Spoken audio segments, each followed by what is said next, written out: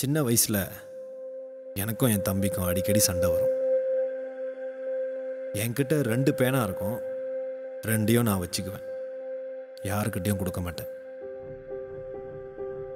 ஒரு நாள் எங்கள் அப்பா என்னை கூப்பிட்டு சொன்னார், உங்ககிட்ட தான் எக்ஸ்ட்ராவாக இருக்க, ஏன் ஒன்று கொடுக்கக்கூடாதுன்னு. அது அப்போ எனக்கு புரியல. மறுநாள் இதே சிச்சுவேஷன் வந்துச்சு. என் தம்பி என்கிட்ட பேனா கேட்டான்.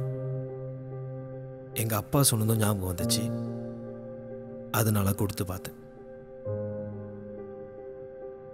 நம்மக்கிட்ட எக்ஸ்ட்ராவாக இருக்கிற பொருளை மற்றவங்கிட்ட ஷேர் பண்ணும்போது அவங்க முகத்தில் வர சந்தோஷம் நமக்கும் சந்தோஷம் தருதுன்னு நான் புரிஞ்சுக்கிட்டேன்.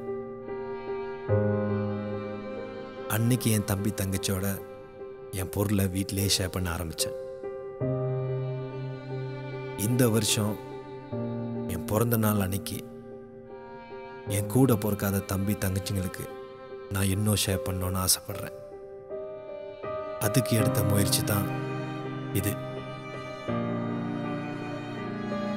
நிறைய பேர் சேரிட்டினா காசு கொடுக்கணும், நிறைய காசு கொடுக்கணும்னு பயந்து ஒளிறாங்க.